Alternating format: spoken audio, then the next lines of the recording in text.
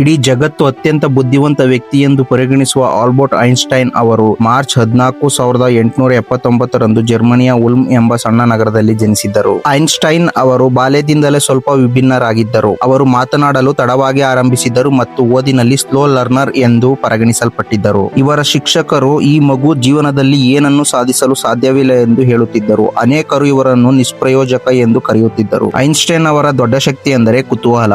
ಅವರು ಪ್ರತಿಯೊಂದು ವಿಷಯವನ್ನು ವಿಭಿನ್ನ ದೃಷ್ಟಿಕೋನದಿಂದ ನೋಡುತ್ತಿದ್ದರು ಮತ್ತು ಪದೇ ಪದೇ ಪ್ರಶ್ನೆಗಳನ್ನು ಕೇಳುತ್ತಿದ್ದರು. ಜರ್ಮನಿಯಿಂದ ಸ್ವಿಟ್ಜರ್ಲ್ಯಾಂಡ್ಗೆ ಐನ್ಸ್ಟೈನ್ ಅವರ ಕುಟುಂಬ ಸ್ಥಳಾಂತರವಾಗುತ್ತಾರೆ. ಆಗ ಸ್ವಿಟ್ಜರ್ಲ್ಯಾಂಡಿನ ಒಂದು ಶಾಲೆಯಲ್ಲಿ ಇವರು ಪ್ರವೇಶವನ್ನು ಪಡೆಯುತ್ತಾರೆ. ಇವರು ಗಣಿತ ಮತ್ತು ಭೌತಶಾಸ್ತ್ರದಲ್ಲಿ ಎಷ್ಟು ಚುರುಕಿದ್ದರು ಎಂದರೆ ಎಂಟ್ರೆನ್ಸ್ ಎಕ್ಸಾಮ್ ಅನ್ನು ಕೆಲವೇ ಸಮಯದಲ್ಲಿ ಬರೆದು ಸೀಟ್ ತಗೊಳ್ತಾರೆ. ಗಣಿತದಲ್ಲಿ ಮಿಂಚಿದ್ರು. ಸಾಹಿತ್ಯ, ರಾಜಕೀಯ ಮತ್ತು ಭೂ ವಿಜ್ಞಾನ ಅಂತಹ ಸಬ್ಜೆಕ್ಟ್ಗಳಲ್ಲಿ ಇವರು ವಿಫಲರಾದರು. ಆದರೆ ಇವರ ಅಸಾಧಾರಣ ಪ್ರತಿಭೆಯನ್ನು ಕಂಡು ಶಾಲೆಯವರು ಇವರಿಗೆ ಮತ್ತೊಂದು ವರ್ಷ ಅವಕಾಶ ನೀಡಿದ್ದರು. ಮುಂದೆ ಇವರು ಭೌತಶಾಸ್ತ್ರ ಜಗತ್ತನ್ನೇ ಬದಲಾಯಿಸಿದ್ದರು. ರಿಲೇಟಿವಿಟಿ ಸಿದ್ಧಾಂತದ ಮೂಲಕ ಸಮಾಜವು ಎಷ್ಟೇ ಕಡಿಮೆ ಅಂದಾಜು ಮಾಡಿದ್ದರೂ ಕುತೂಹಲ ಮತ್ತು ವಿಜ್ಞಾನದ ಹಸಿವಿದ್ದರೆ ಏನು ಬೇಕಾದರೂ ಸಾಧಿಸಬಹುದು ಎಂಬುದನ್ನು ಸಾಬೀತುಪಡಿಸಿದರು. 1952ರಲ್ಲಿ ಇಸ್ರೇಲ್ ದೇಶವು ಇವರಿಗೆ ಅಧ್ಯಕ್ಷರಾಗಲು ಆಫರ್ ನೀಡಿತು. ಬಾಲ್ಯದಲ್ಲಿ ಯಾರು ಇವರನ್ನು ನಿಷ್ಪ್ರಯೋಜಕ ಎಂದಿದ್ದರೋ ಅದೇ ವ್ಯಕ್ತಿ ಅಂದು ಒಂದು ರಾಷ್ಟ್ರದ ನಾಯಕರಾಗಲು ಆಯ್ಕೆಯಾಗಿದ್ದರು. ಐನ್ಸ್ಟೈನ್ ಅವರು ಅಧ್ಯಕ್ಷರಾಗುವ ಆಫರ್ ಅನ್ನು ತಿರಸ್ಕರಿಸಿದ್ದರು. ಜನರೊಂದಿಗೆ ವ್ಯವಹರಿಸುವ ನೈಸರ್ಗಿಕ ಸಾಮರ್ಥ್ಯ ನನ್ನಲ್ಲಿಲ್ಲ.